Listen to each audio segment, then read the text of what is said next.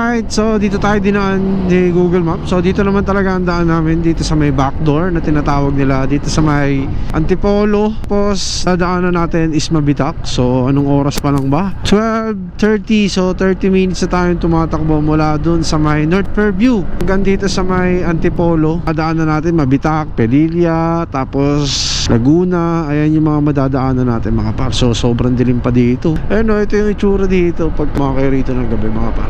Let's go!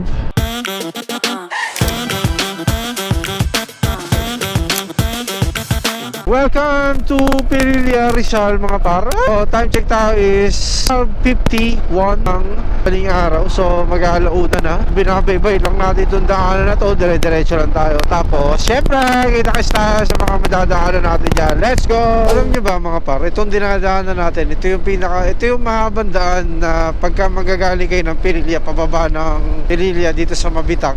Ito yung mahabang daan na napakaganda ng kalsada. Dito sa right side ko, sa left side ko is puro palayan yan dito mga par. Di lang natin makita gawa ng madilim. Tsaka panahon dito malamig na umaambon.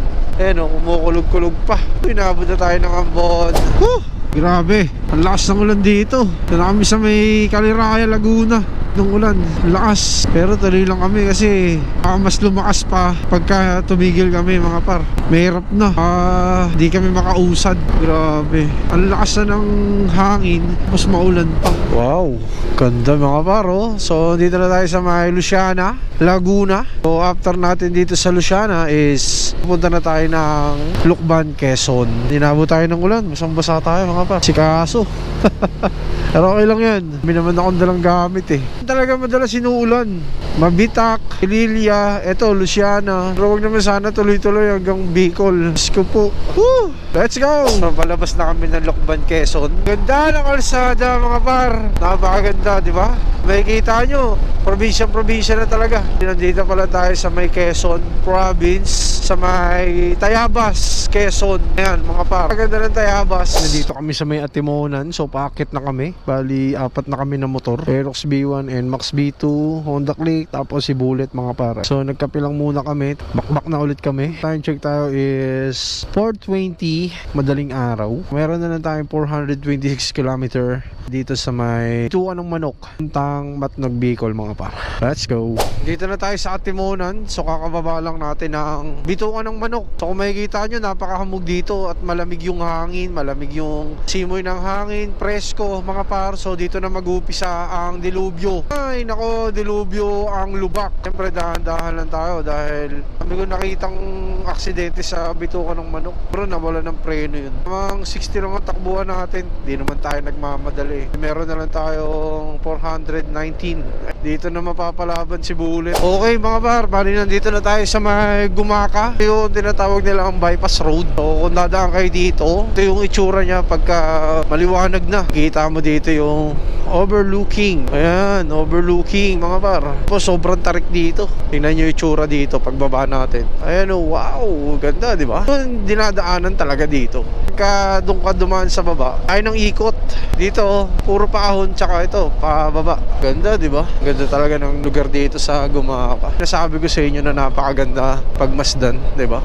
Ayan, quality, daming kambing. Wow, wow, ang ganda. Tas dun oh, may kita mo yung mga ulap. Sa lamig, nakakatakot dito pag gabi. Sobrang dilim, kasi kung makikita nyo, wala talagang kailaw-ilaw dito. Magiging ilaw nyo lang is yung sa motor nyo. Come to Calawag mga par. Papasok na kami ng bayan ng Calawag. Ito yung matindi rito sa Calawag. Mahaba tong Lubakers na to. Matindi to. Tsaka ang dami na aksidente rito sa gabi. Welcome to Camarines Norte. Ayan o mga par, bali nandito na tayo sa I Love Bicolandia. So dire-diretso na tayo mga par dahil marami tayong na-stop over. Woo! Welcome Camarines Norte mga par. So bali ito na yung dulo na Tagkawayan mga par. Tapos kakanan tayo dito. So nakalagay doon sa signages Naga, Legazpi City. Dito yun mga par. Time check is 10:40 ng umaga. Ganda naman dito, Fiesta. Anong barangay ba to? Fiesta. Dito namin sa Bicol eh. Kami dinaan sa Bypass Road. Happy Fiesta dito. Napakaganda ng mga ano nila, banderitas. Ayan oh. Buti pa dito, kami yung fiesta eh. Yes mga par, so bali nandito na tayo sa may Albay. Dito sa Bicol, sa may Pulangi ba to? Kita nyo ba yun mga par, yung natatakpan ng ulap? Yun yung bulkan dito sa Bicol. Wow, natatakpan siya eh. Akala ko yung bulkan yun, yung isa. Ito pala, yun yung bulkan. Akala ko ayun yun, ito pala.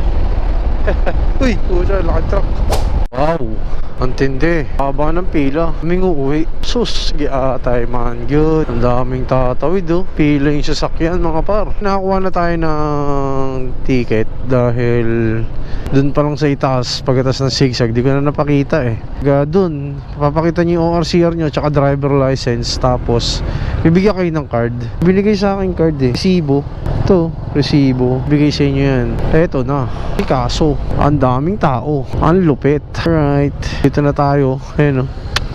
Okay, bali nakakuha na kami ng ticket. Abot kami ng 1-2 mga par, ayan o. So magbabayad kayo dyan. Bali, tagal ng proseso dito. Grabe. Mating kami rito 6. Natapos kami is 9:14. Halos 3 hours ka din mag-aantay. Ang daming ang daming binayaran. 1,104 sa mga ganitong motor. ADB, Honda Click 125 basta. Tapos babayaran mo pa yung driver.